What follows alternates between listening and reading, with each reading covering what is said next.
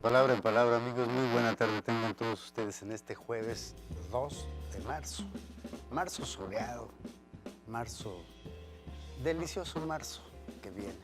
Comenzamos con un poema de Jorge Luis Borges, hoy que estamos estrenando estudio, hoy que estamos, y tenemos un invitado buenísimo, un muy buen invitado, un invitado de lujo. Por eso comenzamos con un poema maravilloso, con un fragmento de un poema de Jorge Luis Borges. 1964. Ya no es mágico el mundo, te han dejado. Ya no compartirás la clara luna ni los lentos jardines. Ya no hay una luna que no sea espejo del pasado, cristal de soledad, sol de agonías. Adiós las mutuas manos y las sienes que acercaba el amor. Hoy solo tienes la fiel memoria y los desiertos días. Nadie pierde, repites vanamente, sino lo que no tiene y no ha tenido nunca. Pero no basta ser valiente para aprender el arte del olvido. Un símbolo, una rosa, te desgarra y te puede matar una guitarra. Un poema de Borges, 1964. Espléndido poema. Óscar Millán, buen día. Rodrigo Sigal es nuestro invitado, qué cosa, ¿no? ¿Qué tal? Un gusto, ¿qué tal? Buenas tardes. Mucho gusto, Neftalí, Óscar. Un gusto estar aquí. Muy bien, pues habíamos dicho que teníamos un invitado de superlujo y bueno, sabemos que Rodrigo Sigal, Óscar, ¿no? Tú sabes quién es Rodrigo Sigal muy bien, ¿no? Claro. Y tendremos una conversación sobre un evento importante, ¿no, Rodrigo? Y bueno, platicaremos también de nuestras andanzas en la vida. Claro, ya tenemos algunos años de conocernos, ¿no? Exactamente. Sí. Y en efecto, ahí estamos por comenzar un festival que se llama Visiones Sonoras, un festival de música y nuevas tecnologías.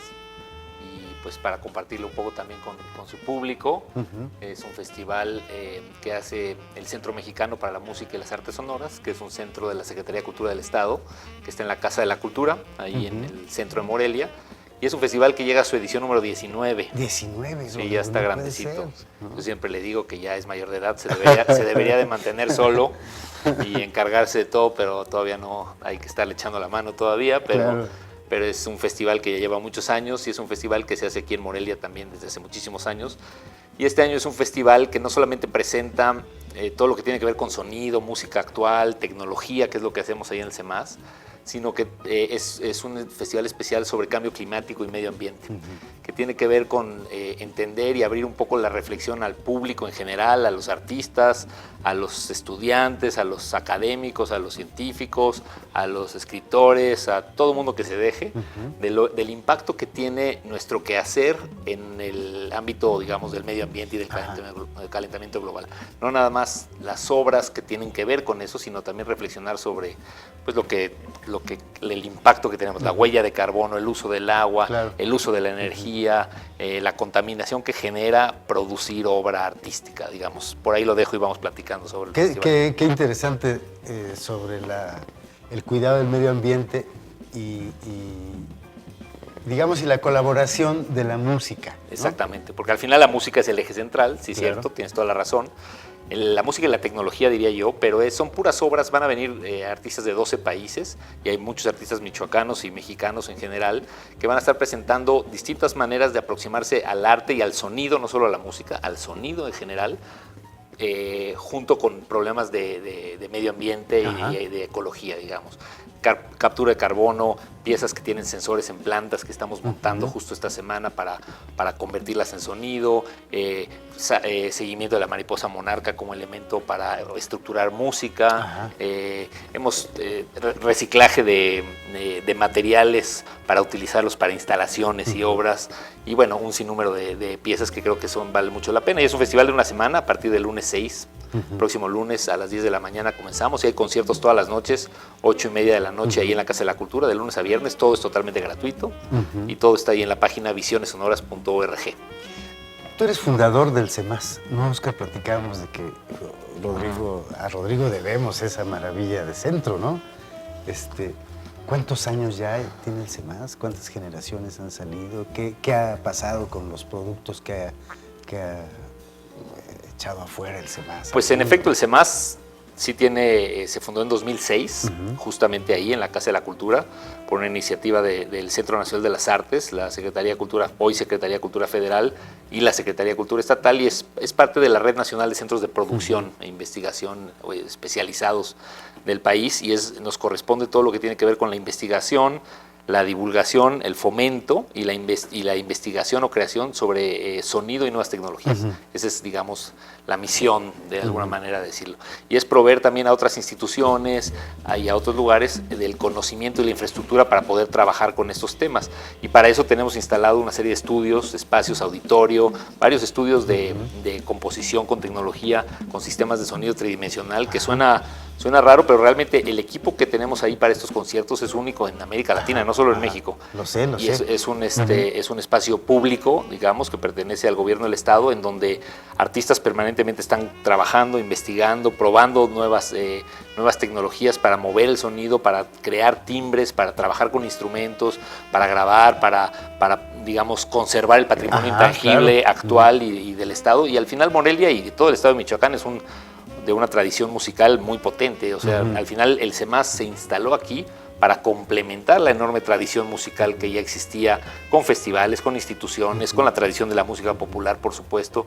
Entonces llegó como un poco a complementar el lado de la tecnología de alguna manera. Y desde entonces hemos hecho el festival, pero trabajamos todo el año. Tenemos 50 conciertos al año, tenemos una publicación hace 13 años, que se llama Ideas Sónicas. Una revista, ¿no? Una revista, que es la única que hay en su tipo sobre tecnología en América Latina, que está en español, que también está en internet. Hemos sacado casi 60 discos compactos. Ahora nos hemos movido, como siempre, como todo mundo, a lo digital, pero tenemos casi 60 discos, 57 físicos, más todos los que han salido ya digitales. Tenemos 12 libros, tenemos la revista que, bueno, como decían, han salido 27 números, 27 ejemplares, y tenemos además una plataforma de educación en línea que tiene cerca de 400 horas de cursos, de conciertos, de mesas redondas sobre tecnología y música, desde el punto de vista técnico y también teórico, espacios de reflexión, ¿no? O sea, ¿alguien puede estudiar música por línea? Alguien puede obtener muchísima información, pero al final la música sigue siendo un evento no nada más en vivo, sino un evento de personas, ¿no? Y aunque sí existe todo un mundo que se llama la música telemática, que es tocar a distancia, digamos, lo que no hay es la posibilidad de llevar a cabo una transmisión del sonido de calidad por internet. Estamos muy acostumbrados a escuchar en nuestro teléfono la música, porque ahí la tenemos, pero la calidad del sonido durante los años 60, 70, o sea, toda la historia del sonido siempre fue mejorar la calidad, mejorar la calidad, mejorar la calidad, mejorar la calidad. Cuando por fin teníamos la mejor calidad posible con el disco compacto y el sonido digital, vino el internet y se convirtió en más importante poderla compartir que la calidad para escucharla. Entonces ahora la podemos tener, pero se oye mal. ¿No? Mira. Entonces tuvo un bajón. Vamos a un corte, ¿me dicen? ¿Vamos a un corte, Paco? Ok, vamos a un corte y regresamos a platicar con Rodrigo Siegel y con Oscar Millán. Ni chance le dimos a Oscar.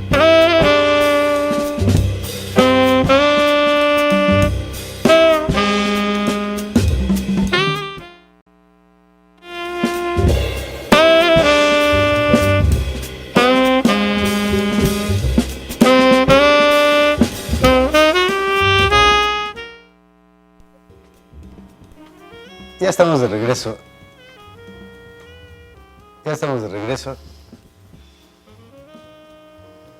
Vamos a seguir platicando con Rodrigo Siegel. No supe cuándo estábamos de regreso, pero ya estamos de regreso. Eso es muy interesante, Rodrigo, me parece muy esto último que platicamos en el bloque anterior sobre la historia del sonido, es decir, cómo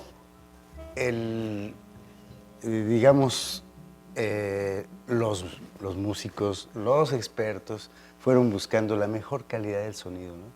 Eso que me decías de gastar mucho dinero en una inversión de un sonido perfecto, que no entre el aire, que no entre nada, que esté todo perfecto. Para nosotros venir a escucharlo aquí en estos audífonos me parece, pero es una paradoja. ¿Cómo ves, Oscar? Digo, nosotros nos toca oír en estos audífonos. ¿Cómo ves tú? Pues yo creo que lo mismo que en la literatura, que lo que se perdió en calidad se ganó en accesibilidad. Entonces hoy...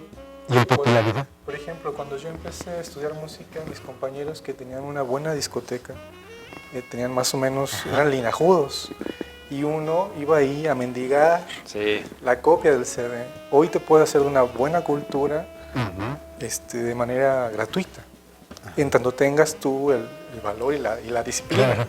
En eso perdió definitivamente en calidad, en el oficio de la buen grabar, y en la apreciación, en nuestra capacidad de escuchar mejor. Y nomás ganó en que, pues, está al alcance de quien quiera y desea. Sí, tienes mucha razón. La literatura de la música, digamos, son las partituras.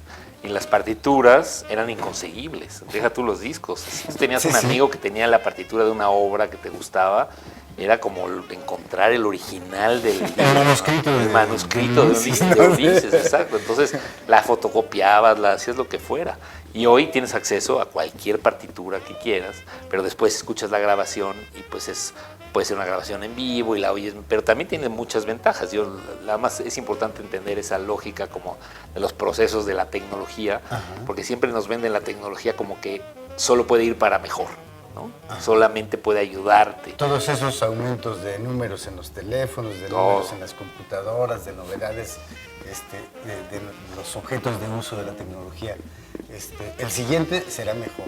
Sí, y siempre... Y eso forma una mentalidad. Claro, ¿no? forma una mentalidad, por supuesto, de consumo, como sabemos, pero también para los que nos dedicamos a la creación, te influye en la manera en la que tienes de pensar los procesos creativos. Y entonces los chicos y chicas que están trabajando hoy con tecnología, que van a estar en el festival, tenemos por ejemplo el 8 de marzo, que es el Día Internacional de la Mujer, tenemos una programación específica sobre artistas de Canadá y de México que trabajan con tecnología y medio ambiente, ¿no? Entonces son expertas en la parte tecnológica y son chicas que están de veras a la vanguardia en la programación, el uso de video, con concepciones realmente impresionantes, pero en el momento que están trabajando, porque me consta, he platicado con ellas, se están preocupando también por esta tecnología va a ser obsoleta muy pronto. ¿Cómo creo una obra que pueda existir en el tiempo sin que dependa de que yo esté gastando dinero constantemente para poderlo oír, para poderla experimentar? Tú sabes que un libro lo puedes leer para siempre, ¿no? Claro. Pero la computadora en unos años no va a aprender. ¿Cómo sabes que vas a poder pasarlo a la que sigue? Ya nos cambian el enchufe y ya no podemos hacer nada, ¿no? Claro, y además el formato de un libro ya después no lo puedes leer en la siguiente computadora. Ya no lo puedes, exacto. Es una vida rápida, ¿no?, de la tecnología. Pero habrá un músico, es decir, bueno, tú eres un compositor y ¿qué necesitas de la tecnología para componer? ¿Qué has dependido ya de la tecnología, Rodrigo? Yo creo que lo más difícil es la asimilación de la tecnología, es convertirla en una herramienta para hacer lo que quieres y no lo que puedes, ¿no? Eso es lo más difícil, creo yo, lo que más trabajo toma. Y es lo mismo con un piano, que es la tecnología más avanzada de hace un par de cientos de años, que como avance tecnológico fue fundamental, que con la computadora más moderna. Es decir, el proceso que requiere no solo en una persona, sino, digamos, en el ser humano, para realmente incorporarlo a un lenguaje, es mucho, es lento. Cada quien tiene sus procesos. Yo personalmente Digamos, hoy en día utilizo tecnologías digitales que hace 10 años probablemente eran las más nuevas y hoy están un poco atrasadas. No llegan a como lo que estaba mencionando. Tenemos, por ejemplo, durante el festival la próxima semana artistas que tienen sensores en mariposas monarca que están generando datos o sensores que están midiendo cuánta captura de carbono hay en los bosques y eso lo están transmitiendo por internet para que la computadora los sonifique en tiempo real. Esas son bastante complejos desde el punto de vista tecnológico, mucho más avanzados, entre comillas, que lo que estoy haciendo yo o algunos artistas de mi generación en el manejo con el sonido. Pero al final, desde mi punto de vista, lo que importa es llegar al concierto, llegar al CEMAS, si nos acompañan, sentarse. Tenemos un sonido envolvente de tercera dimensión alrededor del público, tenemos 80 lugares en el centro de esta esfera para cerrar los ojos y escuchar. Y si te mueve la panza, te mueve la panza, me explico, no importa tanto la explicación tecnológica que hay detrás, ese es mi punto de vista, ¿no? Finalmente lo que escucha no es todo, es como la música es como el iceberg de las cosas. Ahorita pensaba, fíjate, Rodrigo, en que dijiste el piano.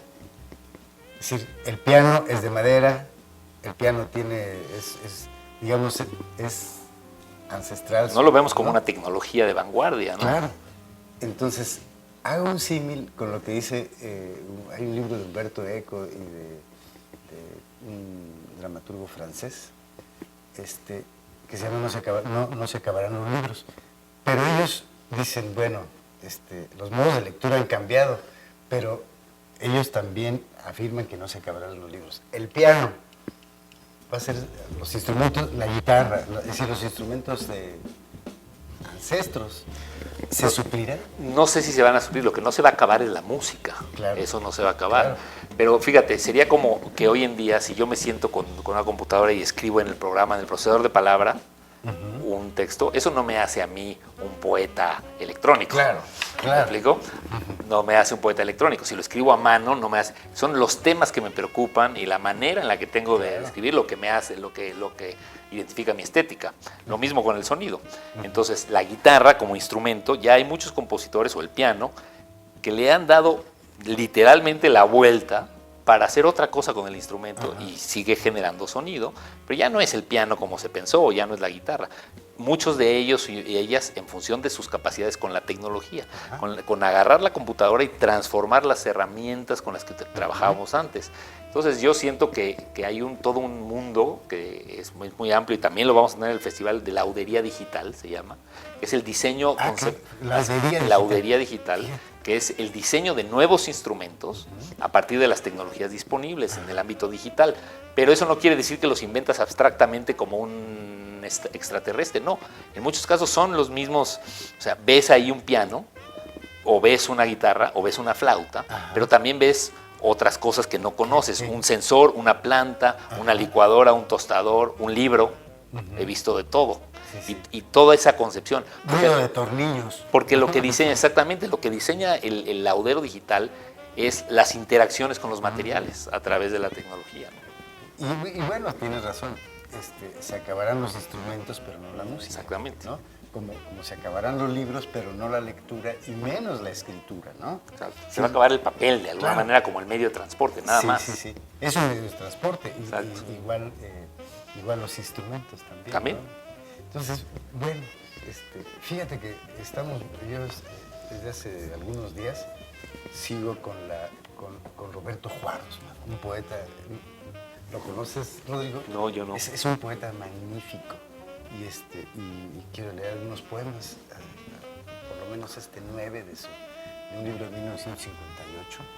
Roberto Juárez, este poeta argentino que alguna vez, ya lo he mencionado muchas veces, estuvo en Morelia en una reunión de ecologistas en 1991 y yo lo vi y nadie era un poeta muy conocido, pero vino entre una reunión mundial de ecologistas que se reunieron en el Teatro Morelos y él estaba ahí, vino como representante de Argentina, pero nadie sabía que era un poeta. Entonces, cuando yo lo descubrí gracias a un amigo, y este es un poema suyo. Dice: pienso que en este momento tal vez nadie en el universo piense en mí, que solo yo me pienso. Y si ahora muriese, nadie ni yo me pensaría. Y aquí comienza el abismo, como cuando me duermo.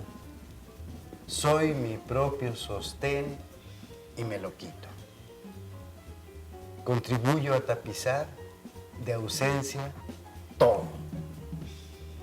Tal vez sea por eso que pensar en un hombre se parece a salvarlo, ¿no? ¡Qué maravilla! Es decir, ahí también, ahorita que hablábamos de la composición musical y la escritura de la poesía, no sé, Oscar, ¿dónde casi se tocan? Yo lo veo, pero vamos a ir a un corte, bueno. Siempre los cortes. Bueno, antes decíamos, vamos a un horrible corte, ya no digo eso. Vamos a un corte, regresamos y seguimos hablando de poesía y música.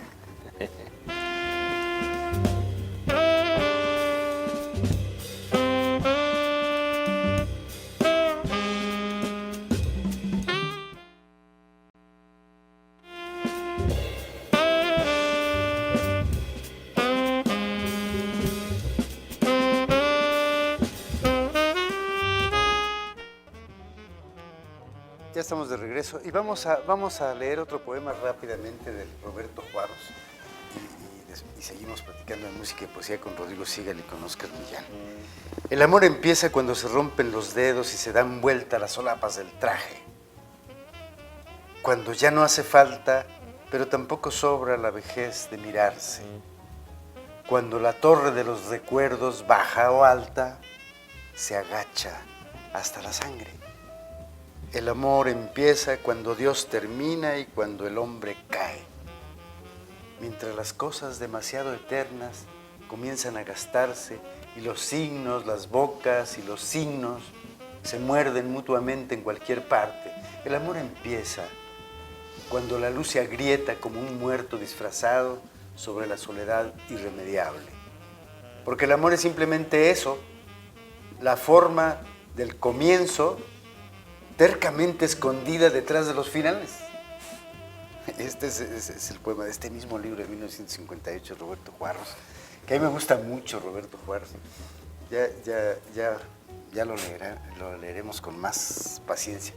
Hablábamos de la poesía, pero también de las generaciones, ¿no, Oscar? Con Rodrigo. Rodrigo es una generación que no sabría yo cómo describir. ¿Qué generación es esa de Rodrigo entre Mario Lavista y quién más? Pues ahora que yo, siendo un poco más joven y que me tocó ver como la estela de ellos, yo después de Mario Lavista, la generación que yo veo relevante es más o menos los que tienen la edad de Rodrigo Sigal, Eber Vázquez, Ana Lara, esta camada Gabriel Ortiz. Rodrigo Sigal tal vez es una camada posterior. Soy un poco más joven. Más joven que ellos, pero definitivamente creo que antes de Rodrigo había compositores que le entraban a la electroacústica, pero con Rodrigo ya hubo un compositor que decididamente lo incorporó en su lenguaje. Creo que definitivamente ahí sí él es pionero y quizá el primer compositor mexicano que parte de su lenguaje, parte de su poética está bien entrelazada con la música electroacústica, con las tecnologías. De ahí en fuera creo que todos tienen piezas más o menos ocasionales, pero así de verdad meterse de lleno y hacer de la electroacústica apropiársela. Definitivamente Rodrigo Sigal es pionero y nos puso al día. Mi generación se educó ahí en el CEMAS, en Bellas Artes. Sí, además a mí me parece que ha hecho una labor importantísima, nada más y nada menos con fundar el Centro Mexicano para las Artes, la música y las artes sonoras. Perdón, para el CEMAS, ¿no? Entonces me parece que su labor ha sido importantísima y no has descuidado, Rodrigo, tu obra, ¿no? Bueno, lo que pasa es que al final yo como que disfruto un poco la parte de la gestión, de la organización, de ahí el origen de este festival, porque es un problema similar a componer, pero uno es público y uno es privado. ¿No? Entonces, la composición sufre solo y te araña solo en la casa, pero en la gestión, de todas maneras tienes que poner en orden logísticas, cronologías, materiales, equipos, planeación y personas. Y también lo disfruto mucho. Y Mario Lavista, entre muchas cosas, pero una de las cosas que por lo menos a mí se me quedó siempre muy grabada, que Mario Lavista decía, componer, ponía sus dos dedos así, decía, componer es resolver un problema. Eso es todo. Claro. Si puedes resolver un problema, entonces muy similar también a la gestión. Y al final, el no descuidar la composición también ha tenido que ver con primero que están pasando las cosas. Yo veo a las generaciones llegar al CEMAS, como tú bien decías, de la Universidad de la Nicolaita o de otros lugares, la UNAM y de muchos otros lugares, los artistas jóvenes, los que están empezando, digamos, el CEMAS les da la oportunidad como de conectarse, de entender, de reflexionar todo, pero al final son simplemente poner a disposición unas tecnologías que son expresión, que nacen del compositor. Y a mí me pasa un poco lo mismo. Entonces el CEMAS también se vuelve un vehículo increíble para estar todo el tiempo motivado y estar viendo lo que hacen los jóvenes que vienen atrás de uno y ver el control de las tecnologías y las propuestas artísticas y la preocupación por la ecología. Yo siento que las instituciones siempre venimos un poco tarde, eso está clarísimo, ¿no? Entonces, ahí venimos atrás tratando de poner al día con lo que le preocupa a los artistas, a los creadores. Claro. Y entonces viene un festival que se preocupa por el medio ambiente en este año, pues de que venimos tarde, eso está clarísimo. Pero lo que sí es interesante es poderte sentar una semana a descubrir 90 propuestas de cómo reflexionar sobre el impacto, digamos, el impacto ambiental a través del arte, y tenemos algunos científicos que vienen a dar algunas clases. Tenemos una empresa que se dedica al reciclaje de equipo electrónico, que va a estar ahí para explicarnos cómo reciclar el equipo que consumimos, cómo reducir el impacto de esas cosas. Y creo que institucionalmente es una respuesta a lo que los artistas ya están haciendo. No es como a veces lo vemos, o yo lo veo a veces como una propuesta de la institución, no, es una respuesta. Y al final del corte decías dónde se toca la poesía y la música. Yo siempre he visto la poesía así como la cima de las artes, ¿no? Pero en la música, digamos, existe como esta cuestión, como tú mismo lo ves cuando escuchamos el ritmo en el que lees, cuando escuchas la música que le tienes que poner para que la poesía suceda, ¿sí? Es una música que viene, no digo que no esté en la poesía, pero viene de ti. Ajá. No es la misma si yo leo el poema, es otra. La música es como la sangre en la circulación de un verso, ¿no? Es decir, creo que la música de las palabras en sí mismas existe. Hay palabras que no puedes imaginar. Es decir, que de pronto si uno pone atención, no dice campana, ¿no? O un verso como el de Alicho Macero, que a mí me encanta, a orilla de tus ojos veo nacer la tempestad, ¿no? Es decir, hay un ritmo y una sonoridad y un ensamblaje del sonido entre las palabras perfecto. Y creo que ese es el arte. Y la música hace eso de manera ordinaria, ¿no? Pues sí, es el día a día, ¿no? Es el pan de cada día. Lo que pasa es que la música también tiene, desde mi perspectiva, el problema no solo de lo de la calidad que decíamos hace un momento, sino de que hemos aprendido a relacionarnos con ella como funcional, como algo de entretenimiento, lo cual no tiene nada de malo. Yo creo que tiene las dos funciones, pero existe una música que no funciona si no le pones atención, que es como los libros. Claro. Tú no puedes manejar mientras lees. No puedes nadar mientras lees. Apenas puedes ir en la combi mientras lees, digamos. Eso ya es difícil, ¿no? Sí, que es pero resulta que podemos oír música mientras nos bañamos, mientras vamos en la combi, mientras cocinas. Entonces la relación se vuelve un poco de entretenimiento, distracción y un poco banal en muchos casos. No hablo de un estilo de música, hablo de la relación con la música. Y entonces, cuando llegas a un concierto, a un concierto de música electroacústica, de música acusmática, donde no hay nadie en escena, en donde solo tienes que escuchar, en donde escuchas el espacio, resulta que no estás preparado, porque en cuanto empieza la música, tu voz interior te empieza a distraer con lo que se quedó en la casa, el pendiente de no sé qué, el ir por los niños. Y es muy fácil salirse de se acaba, ¿no? Un rato después, parece que acabó la pieza, pero tú nunca estuviste ahí. Sí. Cuando lees poesía, pasa lo mismo. La diferencia es que la interfaz antigua de los libros tiene la gran virtud de que no te deja distraerte. Si te distraes mucho, deja de funcionar. Claro. Y la de la música no, porque no tenemos párpados en los oídos, como dicen. Sí, pero hay que reflexionar sobre esto, porque también creo que la gente que es lectora, digo, este programa es para lectores, pero sobre todo para no lectores, para provocar que lean, ¿no? Para que se vuelvan lectores. Para que se vuelvan lectores, porque eso nos falta mucho. Escuchas de la música, hay muchos, pero qué necesitamos que la gente escuche? ¿Ustedes qué piensan? Sí, o sea, muchos oímos, pero no escuchamos, que Ajá. pasa también con las palabras, pero hay que tener una relación en donde la música pueda ser entretenimiento y que está bien tenerla en la televisión y en todos lados, y también hay un espacio para la música en la que solo funciona si pones tu atención, Claro. que haces tu parte en el evento, ¿no? Ahora, allí he visto melómanos que se acercan al CEMAS y salen más o menos escandalizados. Gente que viene de una tradición de escuchar música. Los mismos compositores, creo que pocos han... Esto que sea muy bien Stockhausen de trabajar con los instrumentos convencionales y de meter la música electrónica. Si hay una reticencia hacia la música electroacústica. ¿A qué se la achacas tú? Yo tengo una hipótesis que es nomás conservadurismo y una falta de apertura. Sí, Pero... coincido con eso y viene de que, o sea, los valores estéticos se tardan mucho en cambiar, es decir, y se cambian violentamente, entre comillas, ¿no? Así ha sido siempre. Entonces, en la música, si tú tienes los valores por años en la armonía, en la melodía, en una serie de elementos que después aparece una música que no los utiliza, que eso se vuelve secundario.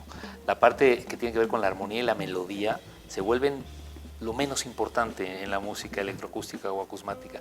Lo importante es, primero que nada, el espacio, que en la música instrumental, no digo que no existiera, porque las grandes obras de iglesias, del barroco y todo, espacialmente el órgano o la orquesta es el instrumento espacial por excelencia, pero el valor del espacio como método de organización de las ideas no existe en la música instrumental, solo cuando aparece la tecnología. En segundo lugar es el timbre. El timbre también es el más relegado en la música instrumental, tan lo es que en las partituras dice una palabra al principio y no lo vuelven a mencionar en toda la obra qué timbre es, ¿no?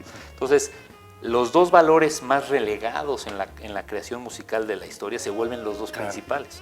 Y eso hace un cambio para que en el momento que tú te das cuenta que es una música que se organiza desde algo a lo que tú nunca le has dado valor, es como cocinar con desperdicios, es como pues sí, como cocinar con desperdicios sería un ejemplo, como escribir con las palabras que nadie nunca ha utilizado porque tienen faltas de ortografía. Claro. Inmediatamente vas a tener una reticencia de palabras ojalatas. Digamos. Sí. Entonces es un poco ese el proceso. Al final no importa, porque desde mi punto de vista el gusto del experimento de escucharla es lo que importa, ¿no? Y ahí sí, pues no importa, como yo digo en este festival Visiones Sonoras, es que no todo les va a gustar, pero algo les va a encantar. Ah, bueno, eso está muy bien. Es el único festival. Con eso nos vamos a un corte y regresamos y hablamos del festival, ¿no? Sí, gracias. Regresamos.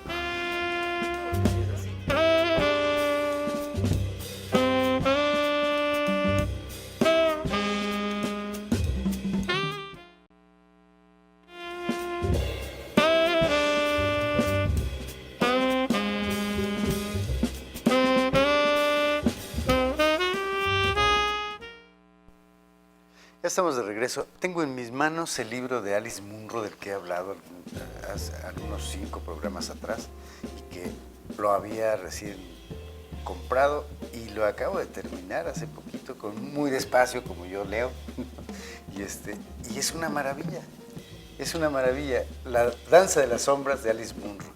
Lo recomiendo muchísimo porque hoy hemos hablado un poco de libros, pero estamos muy atentos en lo que Rodrigo nos cuenta sobre la música, lo que sabe, ¿no? Lo que Oscar también sabe y que yo soy un ignorante, pero bueno, hablamos de este libro, lo recomendamos.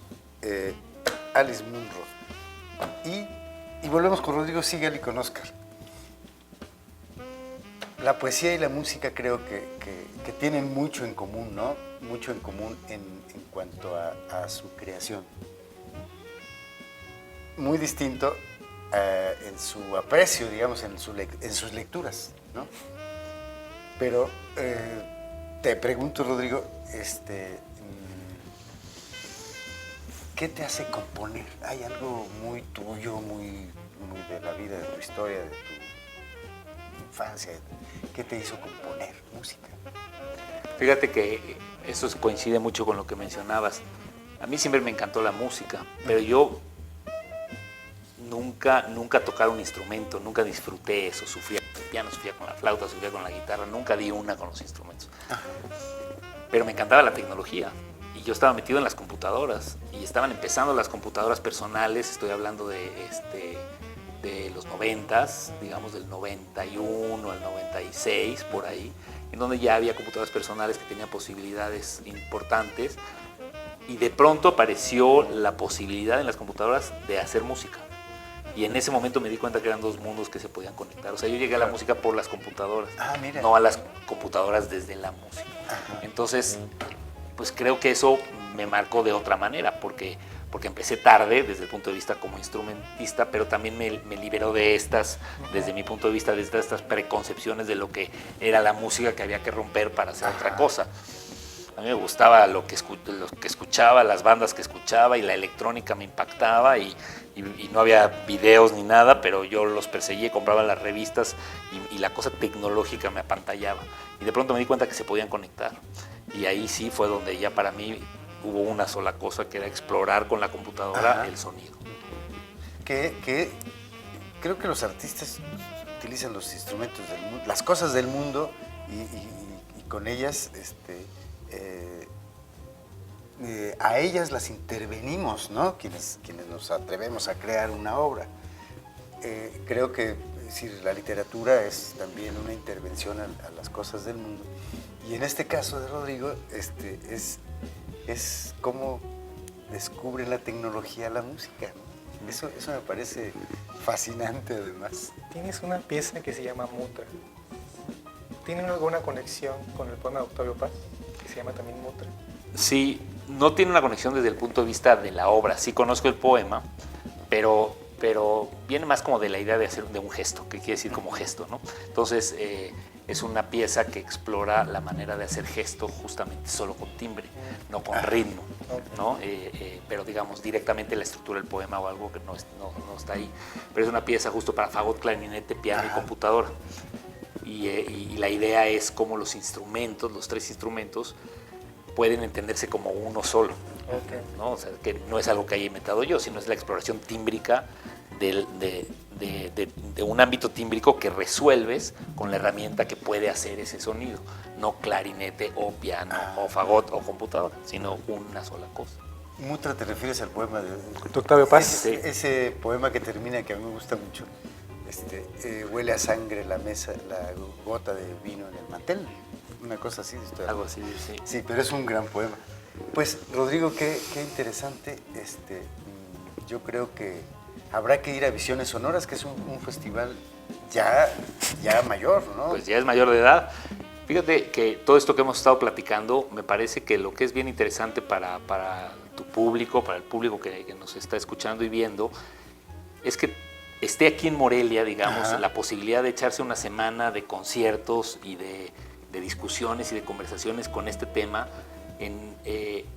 a principios del año. Todos los festivales están apretados a final del año por los presupuestos, por los asuntos presupuestales, y todo gira en torno al Cervantino en octubre, y no tiene nada de malo, pero ¿qué hay a principio de año? Nada. Que te dé la oportunidad de que estamos en marzo, vamos unos días a unos conciertos, vamos a escuchar música de artistas pues de Jalisco, de Michoacán, de Inglaterra, de Canadá, de España, de Francia, que van a tocar en vivo, que van a hablar de sus temas, que van a presentar. Tenemos cosas en telemáticas también, tenemos el concierto de mujeres, tenemos un concierto muy padre de colaboraciones entre México e Inglaterra, de piezas en común, digamos, no escritas, no este concepto de que el compositor hace una obra, sino esta idea de que la obra es en sí misma, tiene partes de muchos autores, que eso es algo que está muy sobre la mesa hoy en día con el internet, la inteligencia artificial, hasta dónde llega la autoría de los trabajos digitales, que tenemos los espacios para conversar y tenemos talleres. Entonces, pues invitar al público a que nos acompañe.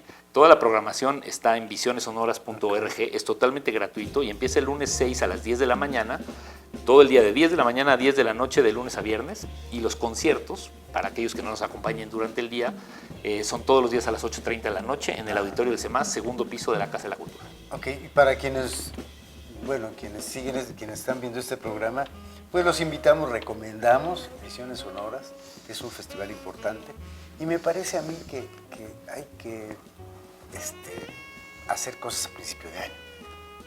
a principio de año nada más la Semana Santa y el 2 de febrero en mi pueblo a ir jaripeo y decir esas cosas, ¿no? Entonces creo que bien vale la pena que piense la institución en hacer festivales importantes cuando vamos saliendo del frío, ¿no? Claro, me parece tú dijiste, muy... viene el marzo caluroso, claro, y claro. Y se acerca ahí la primavera y lo que quieras, y entonces digamos, el sonido como método, se llama Centro Mexicano para la Música y las Artes Sonoras porque hay música y artes sonoras. Ajá. La música pertenece a las artes sonoras. Ajá. Las artes sonoras es la expresión a través del sonido. No, la música es una de las maneras de expresarse a través del sonido, ¿no? Yo diría, existe muchísimos artistas que trabajan con la poesía, que se llaman, es arte sonoro, sí, trabajan con poesía. Ajá. Y es poesía grabada, o poesía intervenida, ajá, o poesía con código en tiempo real, claro, o poesía en tiempo... Existe un mundo enorme de las artes sonoras. Bueno, que han aprovechado la misma voz extendiendo. Exactamente. ¿No? Entonces, de eso hay mucho esta semana. Es decir, no es un concierto de música, es una experiencia de sonido en donde algunos hacen música, algunos hacen otras cosas. Vas a ver, por ejemplo, una obra filmada arriba del Popocatépetl con sintetizadores y utilizando los datos arriba en el volcán.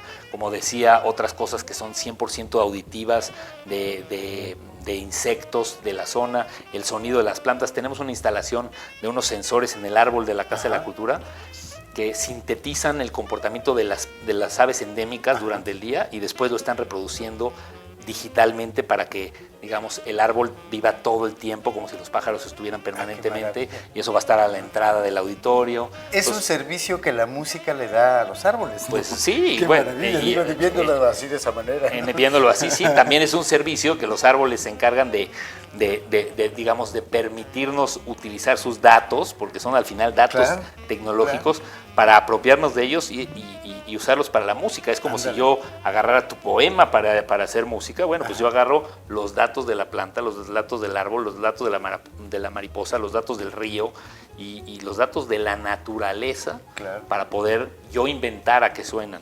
Ojo, porque no es como suenan. Es mi interpretación. Todos estos sonidos de escuche cómo suena el espacio, escuche cómo suena el Marte y escuche cómo suena la Luna y todas esas cosas, son fantásticos, pero son interpretaciones de datos digitales, son números. Entonces eso se llama sonificación. La sonificación es una de las vertientes de la música con tecnología. Y la sonificación... Existe la sonificación científica y la sonificación artística. La sonificación artística se da a las prebendas de decidir cómo interpretas los datos que obtienes de la naturaleza. De los temblores, tenemos una pieza que trata con los movimientos sísmicos, pero no es que se oiga todo igual, no es literal. Es la interpretación, artística de lo que está pasando en nuestro entorno. Y eso es bien interesante, y además el asunto de reflexionar sobre el impacto que tenemos nosotros los artistas a la hora de trabajar con tecnología, con electricidad, con viajes que tienen impacto de huella de carbono. Hay que estar pendientes de eso, o sea, no es suficiente separar la basura, digamos. Hay mucho más que hacer. Fíjate, qué interesante. Yo creo que sí, las artes finalmente deben contribuir a esta catástrofe venidera de la cual ya estamos viendo resultados, ¿no? Es decir, no es gratis que haga más calor o más pronto en el año, en fin, todo eso. Ahora, creo que las artes finalmente deben contribuir a esto, Rodrigo. Y bueno, pues nos vamos del programa y Rodrigo, te agradezco muchísimo que hayas venido, ¿no? Un gusto platicar con ustedes. Los invito a Visiones Sonoras. Busquen ahí la página visionessonoras.org. Ahí están todos los artistas, todos los conciertos, todas las actividades. Muy bien. Y nos vemos por ahí. Perfecto, muchas gracias, Rodrigo. Óscar, hablaremos del libro la próxima semana. Invitamos a todo el mundo a que nos vea. Y padrísima la conversación. Al contrario, un gusto. Y además aprendimos, ¿no? Muy todos. Bien, pues me despido con un poema de Roberto Juarros. Mientras haces cualquier cosa, alguien está muriendo. Mientras te lustras los zapatos, mientras odias, mientras le escribes una carta prolija a tu amor único o no único, y aunque pudieras llegar a no hacer nada, alguien estaría muriendo. Tratando en vano de juntar todos los rincones, tratando en vano de no mirar fijo a la pared, y aunque te estuvieras muriendo, alguien más estaría muriendo, a pesar de tu legítimo deseo de morir un minuto con exclusividad. Por eso, si te preguntan por el mundo, responde simplemente: alguien se está muriendo. Y recuerden, amigos, que mientras estemos vivos, hagamos lo que hagamos, sigamos con la vida. Pero recuerden siempre que mientras hagamos lo que hagamos, amamos lo que amamos, suceda lo que suceda, alguien se está muriendo. Yo soy Neftalí Coria. Hasta la próxima.